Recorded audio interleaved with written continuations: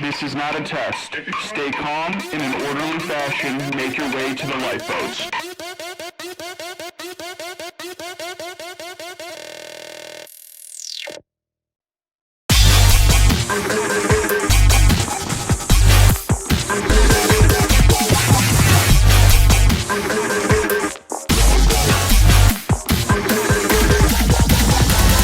Mayday, the ship is sinking. All right, welcome back everybody to our Monday podcast. So Mondays are more for the educational purposes of people maybe wanting to work in the field or the recovery, trying to learn a little bit more about themselves. So with that, today we are actually going to be kind of touching on a topic that we're going to call safety. We're going to talk a little bit about safety, safe coping mechanisms, a little bit about unsafe coping mechanisms, how to change our demeanor and behavior to be a more safe, put ourselves in a more safe space.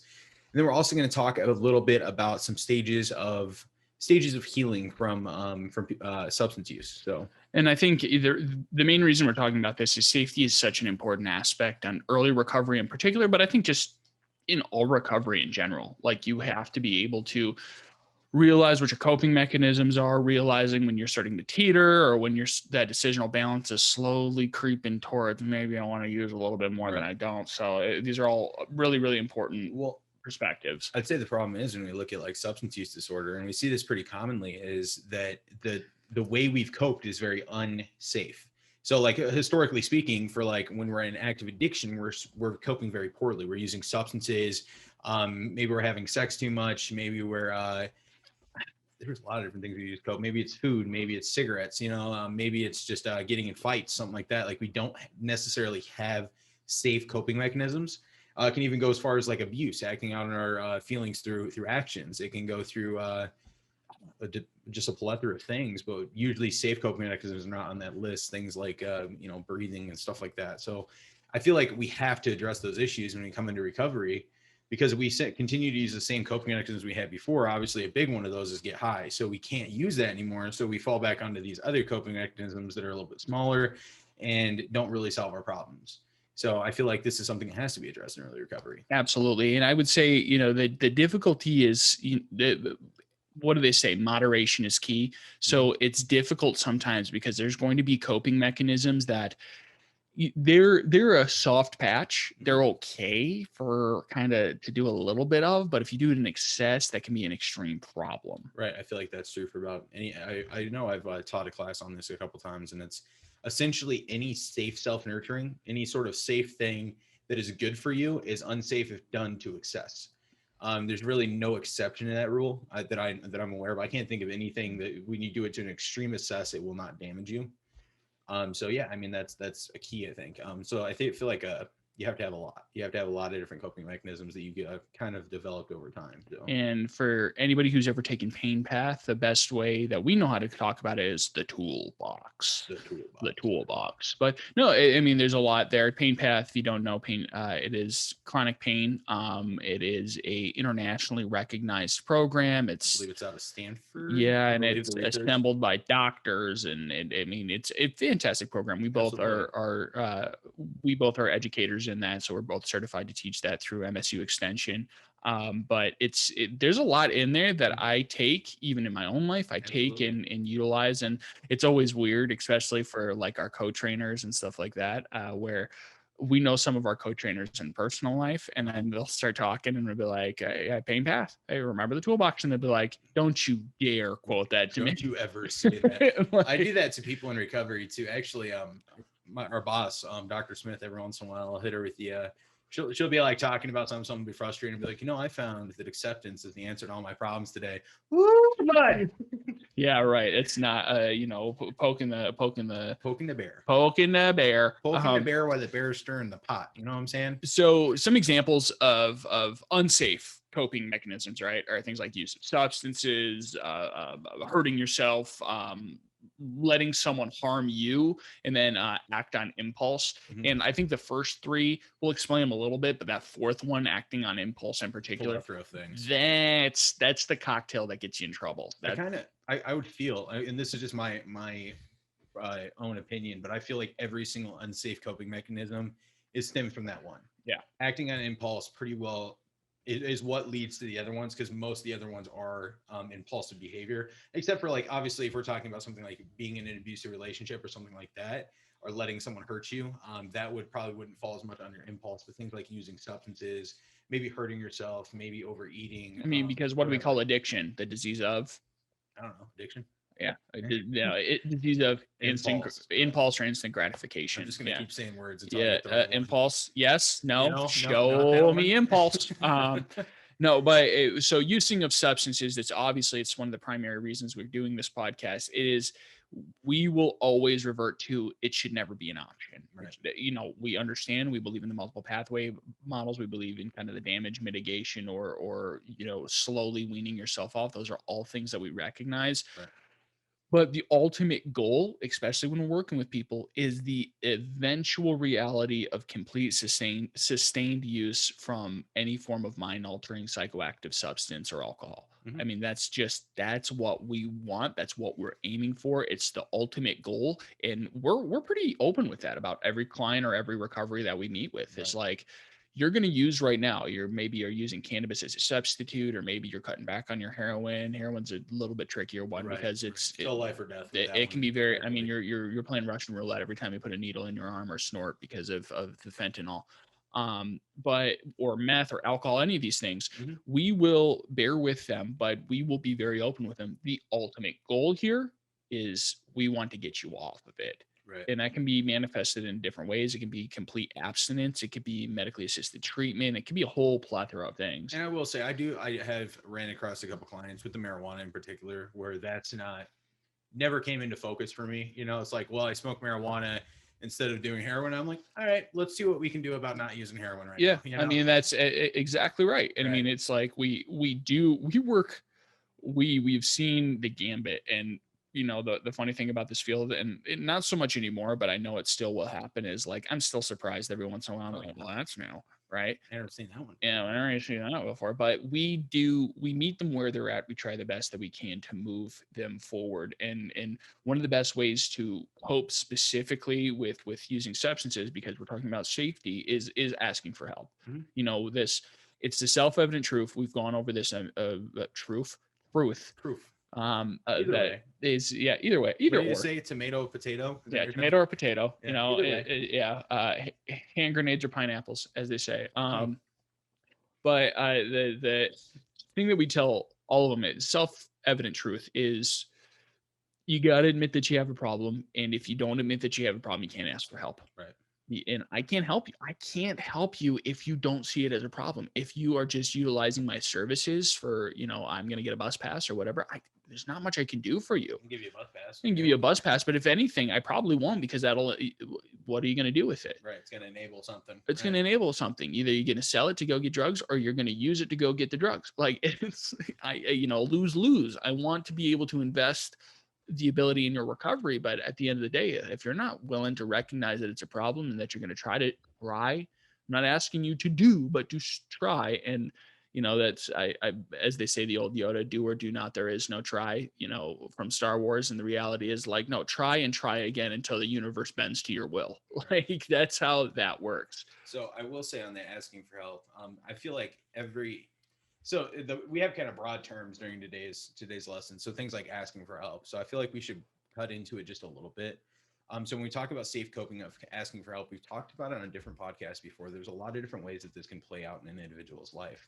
Because I want it to seem like it's applicable. Because when I say ask for help, it's like, oh, that seems easy. But like, really, how are we going to go about asking for help? How are we going to build a network in order to have people we can ask for help? Sure. So like one of those obviously is the professional realm.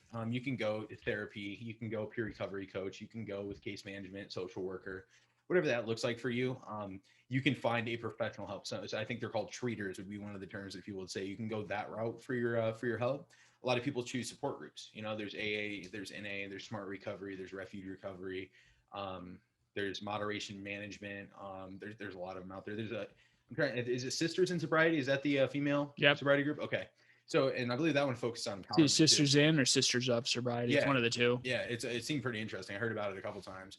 There's like Lifering, there's peer facilitator groups, there's support groups, and that is, I feel like on a peer-to-peer level, that is probably the best you can get for asking for help, is finding something along those lines. Or a sober living house is a good way to find that. Because you're creating accountability. Right. So like having a peer-to-peer model, very important. And then the other aspect of that too is more of a family-based model, where you can ask for help from significant others. I was actually just back in Iowa not too long ago, and I was talking to my cousin, and we were talking about like, because I go to meetings, I go to 12-step meetings, I go to NA all the time. He does not. So we were kind of chatting up about that, and he's like, "Well, man, I got he's engaged to this amazing woman, way too good for him, but." If she's listening Shout to the out. podcast, give me $50 for Christmas, and I'll keep saying things like this. Mm-hmm. But no, and she helps him a lot, so he's able to talk about his problems. He's able to talk about what's going on in his life, kind of what's when he has thoughts of using or something like that. He's able to talk to somebody. And my another family member of mine is really like that too, where he reaches out and just kind of talks to family. Doesn't talk as much about like the triggers and stuff, but just kind of what's going on. Mm-hmm. And that's another big asking for help moment, is like, what I guess figuring out where you're going to ask for help is probably one of the most significant things to do in early recovery, to develop this coping mechanism, because it can be really arbitrary. Because like the people I was around in my addiction I used to hang out with, I can't ask them for help. No, because I ask them for help, they're going to be like, "Well, man, maybe you should just get high." Yeah, like, or you can try this, right? Right. Well, and no, you make a very valid point. As asking for help is such an important part of early recovery, and I would say even the latterest forms of recovery. 30 years into it, asking for help is it's unique. It is something that you need to get really, really, really good at if you have any intention in staying in long-term recovery. Because for me, because I'm perfect. Yeah, right. No, but it's a continual, like, surrounding yourself with people that are willing to help you. And it doesn't need to be physical labor or monetary gain. It can just be, speaking into your life, giving you advice, wisdom, something like that. I mean, when you surround yourself with external voices, once again, we go back into this, but when you surround yourself with external voices and you're not always listening to that internal voice, you're going to succeed a lot more than, let's just say, if you have your internal voice and that's all you can talk to. Right. That's a big problem. So the next one obviously is hurting yourself, and a whole range of things. It could be cutting, it could be burning, but it's not necessarily just cutting and burning. It can also be, purging, it can be binge eating, it can there's a whole laundry list of things that can go in here. And it's actually binge eating in particular. There's bulimia, and then what's the other one? Anorexia, bulimia. Binge eating is a very, very problematic thing for people in early recovery for two reasons. First and foremost, a lot of times, given what specific substance or their choice is, binge eating can be a very big problem right when they get into recovery, because they start, I mean, they maybe have never had good food before, and they're all of a sudden like they're in a treatment center and they can eat 3 squares a day, so they just eat anything they can. I think I put on 35 pounds in treatment over 45 days. Yeah. I don't even know how that's humanly possible to do that. But yeah, so. But binge eating is an important thing that you need to look at, because it is something that when you are getting into recovery, and this is once again looking at it as, a symptom of the problem and not the problem itself. Addiction is a symptom of the problem, but just like with all things, talking in archetypes, you're welcome, but just like in all things, when you remove it, it doesn't fill in. There is a void. Right. There will be a gap, and that gap will be filled in with something automatically if you do not insert something there. So if you take away, your addiction to heroin, and then all of a sudden you don't do anything for yourself, or you're not filling it in with classes, or you're not filling it in with medically assisted treatment, or you're not filling it with therapy or something like that, something will begin to fill that void, and your body will naturally have an inclination to do things like binge eating, do things like smoke cannabis, do things like drink. So I will say too, I was listening to the director of NIDA the other day. I cannot remember her name, but she's the director over at NIDA, National Institute of Drug Abuse, and she did a talk on the effects of drugs on the brain, more or less. Like cocaine, I think, is the one she really hit on, and the lack of D2 receptors, or the dopamine receptors. And apparently that has something to do with cognitive decision-making, rational decision-making. And there is a lack thereof of those in people who have cocaine addiction. And there's also a lack of those in people who suffer from obesity.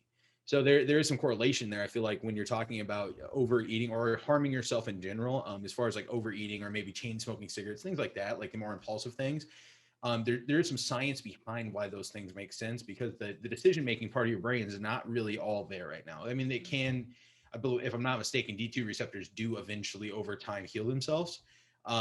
But with that being said, in early recovery, we're going to see a lack of impulse control. We're going to see a lack of the ability to say, man, actually, that's really harmful for me in the long run. So maybe I should back off of that. And that's something she really centered her talk around. It was really interesting to kind of make sense of why that would be. And the other thing too is we're looking for dopamine hits when we're into early recovery. So things like smoking cigarettes successfully, things like people who have, I've seen a lot of people come to recovery and they just become extremely sexually active. Yep. Almost to a detriment to themselves. Usually to a detriment to themselves. This goes into the next one, letting someone harm you, but we'll go into that in a second. Right. So, I mean, that is one I've seen a lot, and it's a dopamine release. Gambling, I've seen that a lot. It's another dopamine release. Just like, I don't know if I said it, but eating food is a dopamine release as well. So especially things fatty, carbohydrates, and things that tend to be bad for us. Mm-hmm. Those are the ones that release it as dopamine. So when like we're seeing this, it does make a lot of sense because we've taken something away that creates a lot of dopamine. So it makes sense to fill that in with something that also creates dopamine because we're craving it. Our brains are like, man, this sucks. Well, and that can also be in the forms of self-injury, like cutting, like burning and things like that, because endorphins, isn't it? It creates adrenaline. And when you create, an adrenaline release, you'll still get spikes of dopamine and epinephrine and all that kind of stuff. So it's important for the individual to recognize, like, once again, do not sit with your internal voice. You need to talk about these things. We encourage every recovery that comes across our way, be as vulnerable as possible, be as open as possible, because and this is why I did this with you, early on in your recovery, I always ask, what are you thinking? What are you thinking? What are you thinking? What are you thinking? What do you mean by that? Explain yourself. And the reason for that was, two-tiered. First, I was trying to gain more insight into the dynamic of what was going on in the midst of the conversation between myself and you. But at the same time, I was encouraging you to expand on your toolkit. I was encouraging you to think about things a little bit more before you say them, because you always knew if you were going to say something, you better have a reason. You better have a reason why to say it, or if you're going to say something, you better know why you're saying it and be able to explain yourself. Because there've been several times where it's like, you say something, I say, what do you mean by that? Well, I don't know. Well, then you better find out. Like, don't prostrate or position yourself or think that you can just share information without having actually thought it through. Right. And that's all important in that aspect. So the next one, just like you said, letting someone harm you. Now, this is obvious. If there's physical harm going on, you need to space yourself from that individual as quickly as possible. Right. And that can take all kinds of forms. It can take everywhere from reporting it to the police to getting out of the house or getting out of the situation. Skipped over the safe coping to hurting yourself, whether it be, all the different things you mentioned. So we were kind of jumping it back and forth. So taking good care of your body is kind of like the the opposite of that, the safe version. So when we talk about that, I feel like once again, we kind of need to break this down. We call it self-care, but we also self-nurturing is another one that's very common. It can take a lot of different forms. And this is kind of the one that we were really talking about. Like, you have to be in moderation with all these. Yes. So I'll say, like, there's a plethora of things that can fit under. I'd say like hobbies is a big one. So what hobbies, that falls more under self-nurturing, things like maybe getting out in nature. Maybe I love to fish. So I'm always going to say nature and fishing. I'm sure when I talk about hobbies, maybe like to fly kites, maybe like to bungee jump. I maybe like to skydive. I don't know, but whatever it is, figure it out and really get into that somewhat. Be careful, because like, obviously if I fished all the time, I wouldn't have a job and I wouldn't have a house, and things would be bad. Clever enough, learn how to fish. What do they say? You want to become a millionaire fishing? Start off as a billionaire? Yeah, something like that. Yeah. That's what my grandpa used to say about photography. No offense to photographers. This is my grandpa. No, but taking good care of yourself, your body, your mind is all very, very important. We encourage a lot of our early recoveries. Go to a nutritionist, go to a dietitian. I've spoken to so many recoveries. The first thing that we do, get them insurance, go to see, a lot of people haven't seen a doctor and God only knows how long. Get them insurance, go to see a doctor. Once they've seen the doctor, then go and make sure that they're, everything is working internally, and then maybe go ask for a nutrition, go ask for somebody or a referral to somebody that's going to be able to break down how their diet directly plays into how they feel, how they look at life, how they move through the world. So those are all important aspects, and it's a holistic approach. Yeah. And I'll say, so there's that. And then the other one is kind of that, like, take general self-care of yourself. So like, brush your teeth, take a shower. Yep. Wear clean clothes. And there's going to be days that's difficult, especially early on when you're feeling like, I don't want to get out of bed in the morning. Do yourself a favor, get up, make your bed, go take a shower, go eat breakfast. Do those 3 things, force yourself to do them, and over time, the long-term dividends. Right. It takes time. So I mean, I think this is an interesting point to talk about this as well as neuroplasticity and like neural pathways. As much as I probably don't know about the subject, I do know a little bit, and that's adults have neuroplasticity, which means that they essentially have the ability to build new neurological pathways. So kind of like what you're saying is like do these things on a regular basis, practice safe coping skills, and eventually those will become habitual to you. There'll be something that you do on a day-to-day basis because that is what your brain is trained to do, and it will no longer like, oh, something bad happened, well, now we're going to do some breathing exercise, instead of, oh, something bad happened, now I'm going to go get high. Because that's all it is you develop neural pathways in your brain that say that using substances is now the mechanism you use when you feel this thing. So I feel like that's kind of important to talk about, is doing the same thing habitually over and over as much as you can, or a plethora of things, I guess, habitually. So that is now your coping mechanism. That is now the first thing your brain goes to when you have those issues. Well, and the best example, many people have heard this, and I can give a real world example of this. We've all heard of, if you change a boat by 1 degree over an extended period of time, it can be off by miles. Well, I used to work as a topographical engineer's assistant, which means we laid a blueprinting out for different construction sites. And there was an individual who he mismeasured. And if you ever wonder what a topographical engineer, when you're driving down the freeway and you see like a construction site and you see guys standing in the middle of nowhere with like a weird pole that has a camera on it or a mirror on it, that's what I was doing. Oh, nice. Yeah, I've seen those people. Yeah, it was showing exactly. They were taking imagery to blueprint out some stuff and what height and depth certain things are. But one of the horror stories that it's tossed around the different topographical engineer communities, which they exist, is an individual mismeasured a pipe by like an inch or 2, and then over a 12-mile period, the pipe ended up when it was supposed to connect to like a water treatment plant or something like that, it ended up being off by several feet. And the problem is you can't lift the pipe several feet because it's too heavy and there's too many dynamics there. So 3 inches ended up costing like $3 million plus. It ended up costing an insane quantity of money because of the mismeasurement over an extended period of time. Ended up being so catastrophically large that there was nothing that they could do and they had to reset.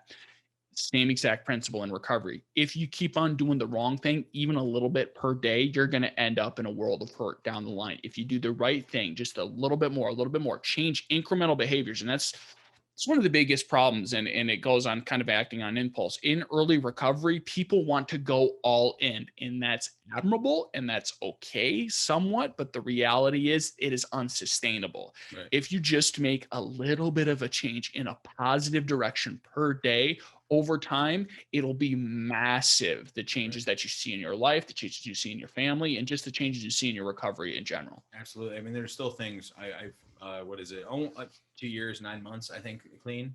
And I still, I mean, that doesn't seem like that long now. Back when I was like 2 months sober, I was like, wow, show me your ways, O wise one. Forever. So, I mean, but I still have things in my life that are still not where I want them at. Sure. And that's going to be true for the rest of my life. I will always have something, because I'm very big on, like, I always need something to strive for, because if I have nothing to strive for, I have nothing to live for, and therefore I will grow stagnant. Stagnicity is scary to me. I do not want stagnicity. No. So I always have something I want to improve on, and I slowly over time start doing it. Like I wanted to start getting up earlier. So one thing I did is I started setting alarm same time every day. I believe it was at 7 because I work at 9. So I was getting up at 7, give me time to shower, get breakfast, and get into work. 7 o'clock, and I'm like, all right, did that for a couple of weeks. Now 6:30. All right, 6:30. All right, now 6. All right, and then I ended up put in this prayer call thing at 5:45 in the morning. So I wake up at 5:30. But that's important. Yeah. Obligation. Right. Obligation, it changes everything around, because all of a sudden you feel tied to something where it's just like, now I have to. External. And it's okay. That's a powerful tool if you know how to use it appropriately and wisely. Right. And now I get up at 4:30 in the morning to go work out every morning. So thanks a lot, Freddie Fredrickson. Yeah, yes, that's his name. It's actually Frederick. Fredrickson. Frederick Fredrickson the second. Now your business is out there. Social security number is 11011001. Well, we'll definitely have Fred and Marcus Aurelius. Absolutely. His name isn't really Aurelius, but I just think it's funny saying Marcus Aurelius because I don't know too many Marcuses. Okay, so on that note, get out. No. But yeah, no, I think it's interesting with the point you're bringing up, because it's something that we see in early recovery, and I feel like in early recovery that it will always be the case, that all or nothing, do or die sort of thing. And then all of a sudden, like, reality kind of hits, and it's like, well, there's a lot of things about life, and I'm not really moving. It's very fast, and it can be a make or break situation, because there's places I've slid back in my recovery. There's things that I used to do that I don't really do anymore, and I'm like, oh, I should probably do that. But like, I had so much going on that it was not maintainable with a 40-hour-a-week job with Sure. real responsibilities. The more I added on, it's like I had to dial some things back, and I'm moving some things forward. But it's like incrementally I can add those things back in as I can figure out how to manage my schedule. Yeah, no, I completely understand. So, letting someone harm you. This is too often, and you brought up a really specific point that I definitely want to touch on.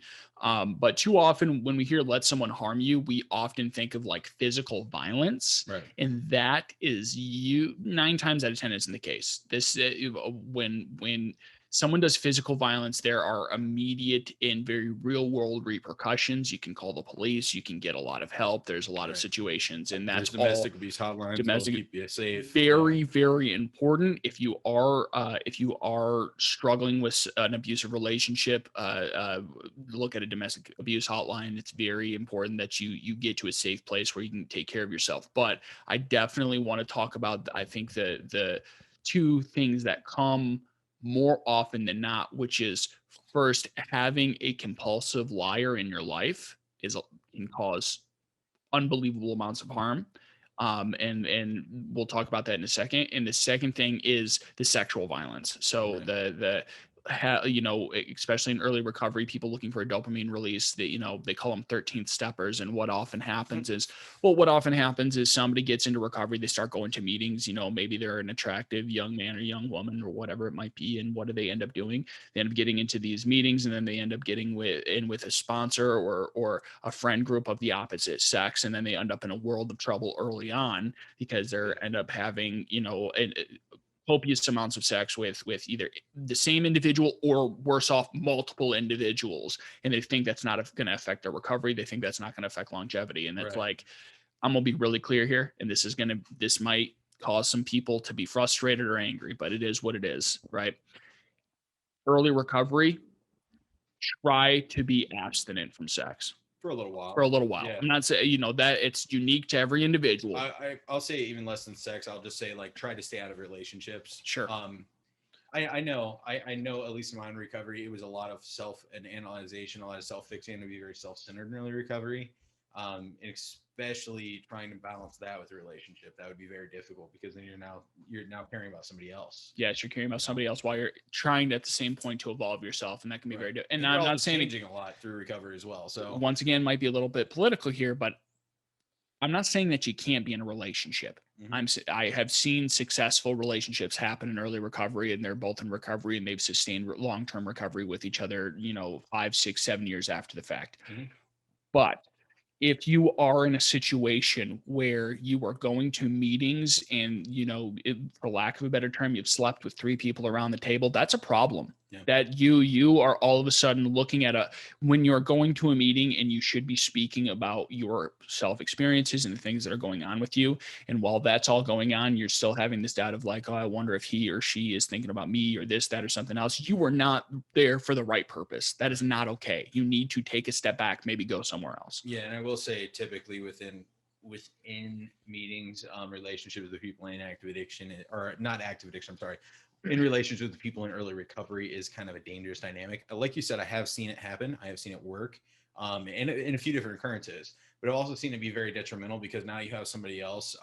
Statistically speaking, we have 2 out of every 10 people who are going to make it in recovery. So hopefully you guys are the 2 out of the 10 people around you, yeah. And that's because, it's very easy to co-sign each other's, BS, if you will. Yes. If we talk about that all the time in Recovery Coach Academy and with recoveries. Mm-hmm. Yeah, significant others or relationships are just probably the worst for co-signing each other.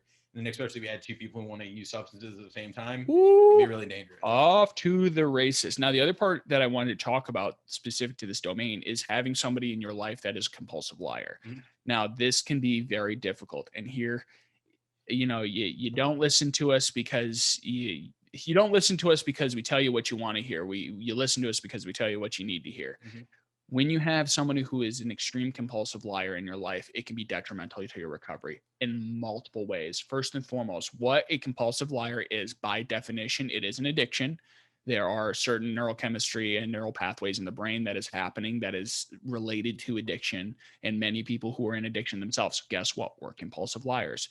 But secondly, when somebody is a compulsive liar around you, they are warping the reality of what's going on. If you are in early recovery, and you can't put your stable foot on any type of ground because you don't know if what you're being told or not is true, and you're not quite sure, especially if you're in fear, which listen to next Wednesday's meditation, we're going to talk a little bit about fear. But if you're in fear and you're not quite sure, should I, shouldn't I, what should I do, and somebody is lying to you, and then guess what, the lie comes out that it was false, and then all of a sudden you've based something in your life around that lie, your world can come crumbling down. So people who lie to you are affecting you negatively, and they're not harming you physically, but they're harming you spiritually, emotionally, mentally. Yeah, Absolutely. I will say we have compulsive lying, but there's also other traits as well that we need to avoid. People that are still in active addiction, people who are manipulative, people that are, that I guess we call them dry drunks in the program. Probably not the best phrase for it, but people are still It living. is what it is. Right. People still living that lifestyle, even though they're not using substances. There's a lot of different things. Like, I am a huge advocate for, when I was in my addiction, I think this is probably true for a lot of people. There was like constant, what we would call drama. It was just like Drama. right. This toxicity, everyone's talking about each other. Everyone's cutting everyone down, and no one really like is proud when you make an accomplishment. It's like they're challenged by it. Jordan Peterson writes about this a little bit in that 12 Rules for Life, and it was very interesting. What he said is at the end of the chapter, and I cannot remember what that was called, what chapter that was, but it was so interesting. It was prophetic. Surround yourself with people who want the best for you. Yes, yeah. He talked about like, someone who doesn't want the best for you will get jealous when you succeed. He'll give a former alcoholic a beer and a former smoker a cigarette. And it was like, it was very, very prophetic what he was saying. I really enjoyed that part of the book. So that is very true. We need people around us that are like pushing us forward, that are helping us, not hindering us in our recovery and then in our lives in general. Because like I'm huge on, like, I was around that stuff enough in my addiction. I will not be around that in my recovery. I will not be that person I was, and I will not be around people who are like that because it hurts me. Yes. It's not good for me. It's very harmful to me. So I feel like that's another aspect as well with the compulsive lying. So Absolutely. And I want to create a little asterisk or a carve out for that. I surround myself with people frequently who somewhat diminish my accomplishments. And I like that. I like it when somebody looks at me and said, like, I did something and I have the ego to be like, look what I did. And they say, great, you could do too. Like, I like that. And that's something I'm a sick sadistic, what, because that was garnished in me in football, where it's like, I had a military-esque football coach who, it was never enough. I ran a mile. You could run 2 miles, go. Like I did, 100 push-ups. You could do 250, go. Like it was always keep pushing.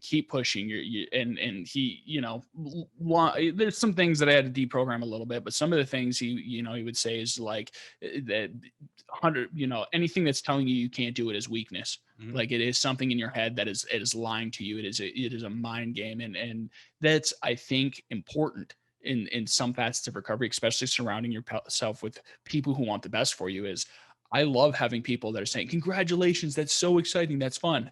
But I love even more that I only have a few friends that do this, like, congratulations, that's so exciting, go. Like, you can do more. That's great. And it's not diminishing or cutting down my accomplishments. It's a matter of, they're saying, okay, fine, but do more. Like, you can do more. You're capable of more. And that's something inside of me that isn't for everybody by any means, but it's something inside of me that it's like, yeah, you're right, I can, because they're calling me on my BS in that moment. Because oftentimes, once again, the what we call divine resonance, in my voice that I'm speaking out is saying like, hey, look what I did. But my internal voice is like, you could have done more. You could have done more. Right. You could have done more. And then somebody comes along and says, great, you could have done more. And then it's like divine resonance. You could have done more. Go. Right. Like, and that's something for me that gets me up in the morning. Right. Absolutely. So on this other note, we have our safe coping side of this one. So we have letting someone harm you or surrounding yourself with unsafe people. And then the other side, we have setting boundaries. And I believe we're talking about boundaries one of these Mondays coming up, correct? Yep. Okay. So we won't go too in depth into that, but setting boundaries is so multifaceted. We figured we would just attribute an episode to it itself. I don't even know where to start on boundary management right now, but basically like setting healthy boundaries that are followed up with consequences with people who require boundaries and people who don't require boundaries in your life. We'll talk a little bit about unspoken and spoken boundaries, which are kind of interesting. Like there's the boundaries that we just know are boundaries, you know, that like we shouldn't cross with people in general. And then we also have boundaries that we need to set down. We'll talk about boundaries with family members, things like that. It is really interesting, but I feel like boundary management is probably one of the most important tools we can learn in early recovery. Yes. The Because- word no is very powerful. Absolutely. No without explanation. That's the most important part. People, it's a societal thing. It really is. When we say no, we feel obligated to explain ourselves versus if you say no and you then, I've said this to you before, which is like, no, now what? Then the onus of responsibility relies on you. Like, why? I don't need to explain myself. I said, no, now what? Like it is something that is important it is a very important tool for you to be able to learn how to utilize and utilize properly. Yeah. I always go with, you say no and you can give an explanation if you want, but you're not required to give it because you don't owe anybody anything. That's why you don't owe anyone an explanation, but you can choose to give it. I choose to give it sometimes. Because you're a better person than I Yes, am I a lot am. of time. You're a lot better person than I am. I'm a nice person. Hunter has seen me several times say no and then just give him a blank stare. Why? No, that's why. Yeah. Like I don't feel obligated to say much after that. All right. So the next part obviously is acting on impulse, and we could go and we honestly we may end up extending this episode into a two-parter because of this and some other things that we wanted to talk about in relation to this topic around safety. But acting on impulse, we suffer from the disease of instant gratification in recovery, and Right. acting on impulse is a double-edged sword because it can get you into some pretty sticky situations very quickly. It can also end up creating a lot of opportunity for you, but the key to acting on impulse is honing and sharpening that impulse, knowing when it's appropriate to act on it and when it's not appropriate to act on it, because there's nothing worse than an individual who, for all intents and purposes, looks very competent on the outside, but at the moment that they're, the heat is on and they're forced to make like a very important decision that can affect a lot of people, that they collapse under pressure. And I talk about this, if somebody forces me to make a obscene decision, like a very, very large decision, and they gave me very little time, I will always say no. That is my impulse, is nope. And why? It's like, if it's going to affect other people more than just myself, and it's possible that it could have a negative outcome, I need to think about all the negative. I need to, and it's a mental illness for me, but it really is. I think about I think about 3 or 4 different dominoes down the lane that'll never manifest. Christian is what we call a future tripper. Well, future tripping, I'm not going to deny that. People often say like, well, stop future tripping. You don't know what you don't know. And one of the things that I always retort is like, no, but I know more than you about this particular thing. So it's like, when you say that, you don't know what you don't know. And I'm thinking about 12 moves ahead when you're thinking about 2. So just for it's clear for the viewers, he doesn't deny being a future tripper, No. but he sure will justify it. Oh, absolutely. Moving on. Absolutely. No, I'm not going to, I won't deny that either. When it comes to future tripping, I like to be prepared, and I like to let people know that the consequences of the actions they're possibly about to take. Right. And here's the thing. Sometimes it doesn't manifest and they take the action anyways. Okay, I was wrong. Okay, you know me. I'll be the first person to admit that I was wrong. If you provide evidence, yeah, I was wrong. Okay, and I'll say I was wrong, and that I'm sorry if it affected you in a negative way. Mm-hmm. There's other times though that I'll just say like, these are the consequences, and people say, well, why don't you think positively? It's like, you don't pay me to think positively. You pay me to give you the reality served up hot. Right. Like that, this is the reality of the situation we face. I'm not going to go off on a side tangent here, but I feel like it's interesting. Like me? Yeah, I saw exactly like you.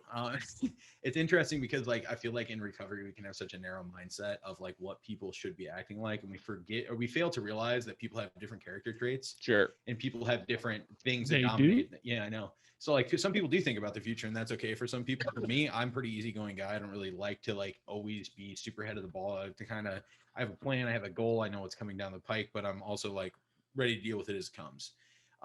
So like versus me, who just like 12 steps ahead, like you're thinking far out in the future, and you have very, very big thoughts about the future and what your predictions are.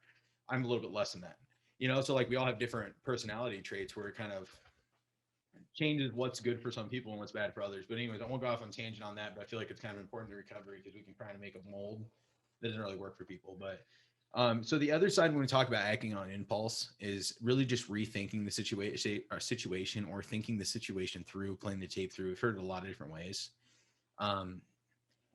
It's hard to do sometimes. Not like me, who plays the tape through and then continues to go on to the next 3 movies. Yeah, his is like the Lord of the Rings movies when he plays the tape through, you know? So like 5 hours. It's like your decision will ultimately lead to that ring being thrown in that volcano. Yeah. Like that is how I think a lot of the times. Yeah.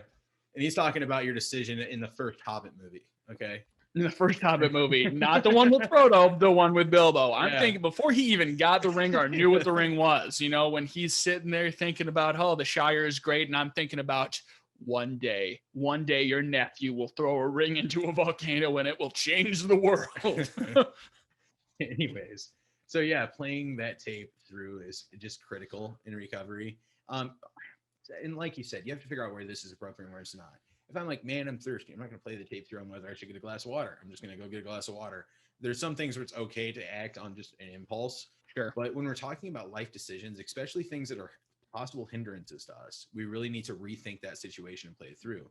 Like an example, I've seen this a lot, and this is recovery, not recovery, is acting out in violence can be a big one. Yep. People get frustrated and they're like, They get very flustered and they explode. I mean, it could be I could hit this person. I've seen that, but I've also seen the more common form, which is just go off on somebody. Mm-hmm. And you have to be very, very careful with that. My mom always said to me. My mom always said,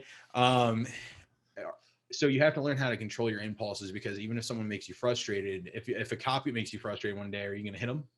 If your boss makes don't do that. Maybe no. If your boss makes you frustrated, are you going to go off yelling at him? You know, it's like you have to learn how to deal with people you don't like, because they will always be in your life. I don't know, Hunter. Are you going to go off yelling at him? Maybe. Wouldn't be the first time. Yeah, certainly won't be the last. Right. So I feel like that one's crucial when we're talking about that aspect, and substances and stuff is obvious as well, right? When we're thinking about using substances, see where it'll lead you. When you're thinking about hitting your boss, see where that's going to lead you. Jail, jobless. Okay, I'm gonna predict that one for you. And then having to pay the fines for the jail without the job you don't have. Right, exactly. So not good. You know, it's like we have to stop acting on impulse and stop making dangerous and sometimes just foolish decisions. And we need to start thinking them through to see what the consequences of those decisions will be. Absolutely. Yeah.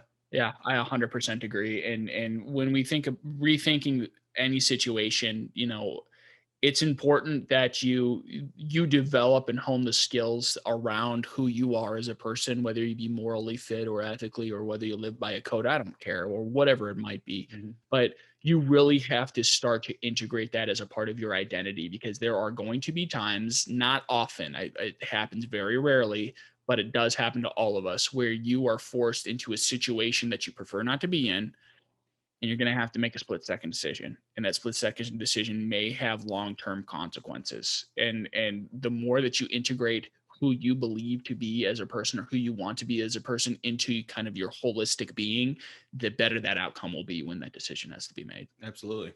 So with that, we are at the end of our podcast time. Tune into us next Monday. I think, you know, we were originally going to only do this as one, but I think we have to do it as two, because there's so much more to talk about in this area. But every Monday we do Science of Addiction. Wednesdays we do meditations. Fridays we interview. Absolutely.